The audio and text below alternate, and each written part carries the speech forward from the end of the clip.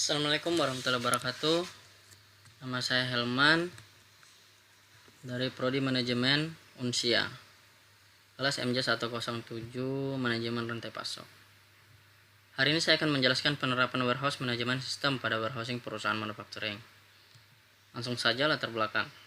Persediaan merupakan salah satu faktor penting dalam kegiatan usaha dan ketersediaannya tidak dapat dihindarkan. Persediaan muncul karena barang-barang tersebut tidak dapat diperoleh secara instan, tapi diperlukan tenggang waktu untuk memperolehnya.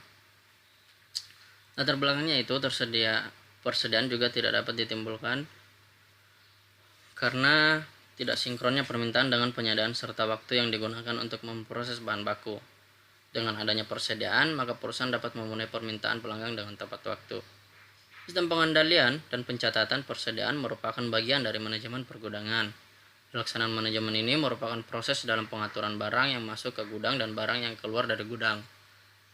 Sistem manajemen pergudangan atau warehouse management system adalah suatu sistem aplikasi komputer berbasis database yang digunakan untuk meningkatkan efisiensi gudang dalam menjaga keakuratan data persediaan dengan melakukan pencatatan setiap transaksi dalam gudang warehouse management system. Kita masuk ke identifikasi masalah, yaitu sebuah perusahaan manufacturing menyimpan seluruh persediaan bahan baku yang digunakan disimpan dalam gudang bahan baku. Penyimpanan serta pengambilan persediaan bahan yang dilakukan secara manual dengan bahan baku tuan forklift, handle palet, serta tenaga manusia. Kondisi ini sering menimbulkan permasalahan seperti ketidakakuratan data, kesalahan penginputan data, kehilangan data, dan kurangnya integrasi data antara bagian admin kantor dengan operator gudang terkait dengan stok. Permasalahan yang kemudian dihadapi oleh perusahaan saat ini adalah belum tersedianya sistem yang terkomputerisasi untuk menangani persediaan bahan di dalam gudang guna meningkatkan efisiensi kerja.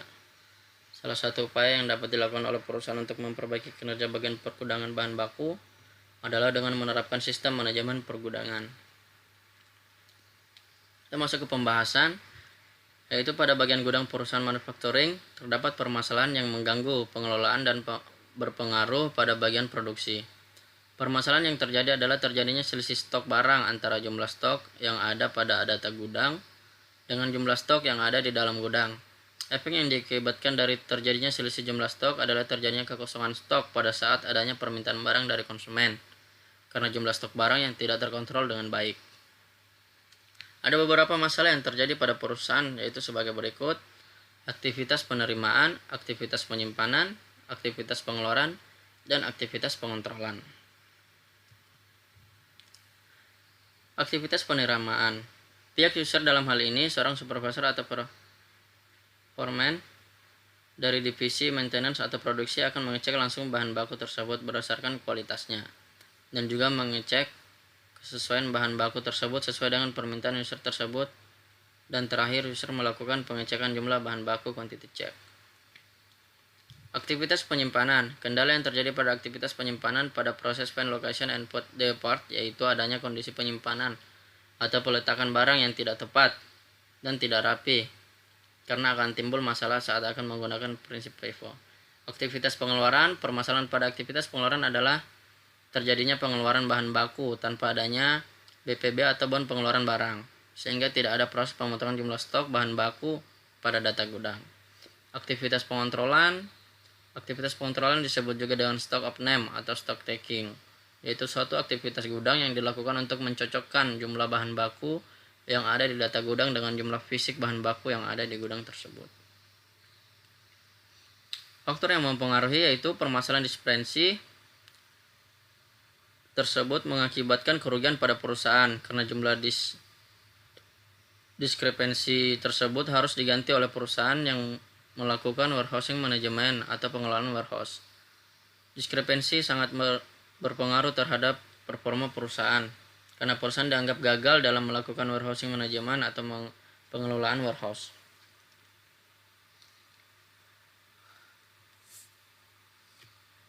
Kita akan lanjut ke faktor yang mempengaruhi. Yang pertama yaitu wrong part number atau kesalahan part number. Untuk kondisi fisik aktual, part number atau kode suku cadang tidak sesuai dengan data penerimaan atau pengiriman. Jika part number atau kode suku cadang yang diterima dikirim sudah sesuai antara kondisi fisik dengan data pada sistem DBS, maka diskrepensi tidak akan terjadi. Perlu dilakukan pengecekan dengan benar dan teliti setiap melakukan penerimaan atau pengiriman bahan baku untuk menghindari terjadinya diskrepensi. Yang kedua yaitu wrong description atau kesalahan nama barang, yaitu kondisi fisik barang tidak sesuai dengan data penerimaan atau pengiriman. Jika description atau nama barang yang diterima atau dikirim sudah sesuai antara kondisi fisik dengan data pada sistem DBS, maka diskrepensi tidak akan terjadi.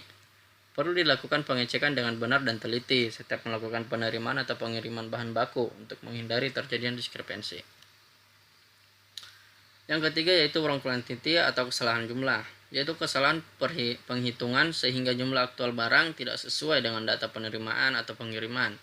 Jika kuantiti atau jumlah bahan baku yang diterima atau dikirim sudah sesuai antara jumlah fisik dengan data pada sistem DBS, maka diskrepensi tidak akan terjadi. Perlu dilakukan perhitungan dengan benar dan teliti serta melakukan pengiriman dan penerimaan bahan baku untuk menghindari terjadinya diskrepensi. Yang keempat yaitu bad damage atau kerusakan bahan baku, yaitu barang yang diterima atau dikirim dalam kondisi yang rusak atau tidak layak jual. Jika setiap bahan baku yang diterima selalu dilakukan pengecekan dengan benar dan teliti kondisi fisiknya, maka permasalahan part damage, bahan baku yang rusak, bisa dihindari, serta tidak ada stok bahan baku yang disimpan di warehouse dalam kondisi rusak dan tidak layak jual sehingga diskrepensi bisa dihindari. Masalah-masalah tersebut dapat mengakibatkan terjadinya diskrepensi, yaitu perbedaan jumlah stok bahan baku antara jumlah aktual bahan baku dengan jumlah stok bahan baku pada sistem DBS. Yang kelima yaitu wrong location atau salah lokasi dalam bahan baku, yaitu kesalahan meletakkan bahan baku yang bukan pada lokasi sebenarnya, sehingga aktual barang tidak ditemukan pada saat barang akan diperlukan. Jika lokasi bahan baku pada saat diletakkan sudah sesuai dengan lokasi sebenarnya, maka diskrepensi tidak akan terjadi. Perlu dilakukan dengan benar dan teliti setiap meletakkan bahan baku ke lokasinya. Penutup atau kesimpulan, berdasarkan pembahasan hasil penelitian yang telah dilakukan, maka dapat diambil kesimpulan yaitu penerapan warehouse management system dengan sistem sederhana untuk simulasi beberapa software atau Microsoft Access menunjukkan bahwa penerapan sistem dapat meningkatkan efisiensi biaya material handling. Penerapan warehouse management system juga dapat memberikan kemudahan bagi admin dalam mengumpulkan data karena dengan adanya sistem data dapat dikumpulkan dengan lebih mudah. Adapun saran-saran tersebut antara lain penerapan warehouse management system menunjukkan adanya efisiensi terhadap proses penanganan material serta pengumpulan data. Maka dari itu dapat disarankan kepada perusahaan untuk dapat menerapkan sistem secara resmi. Penggunaan sistem secara resmi pada perusahaan harus dapat mempertimbangkan beberapa hal seperti pemahaman terhadap admin dan juga operator mengenai keseriusan dalam pengumpulan data. Oke, sekian dan terima kasih, dan ini adalah beberapa referensi-referensi yang saya ambil. Oke, assalamualaikum warahmatullahi wabarakatuh.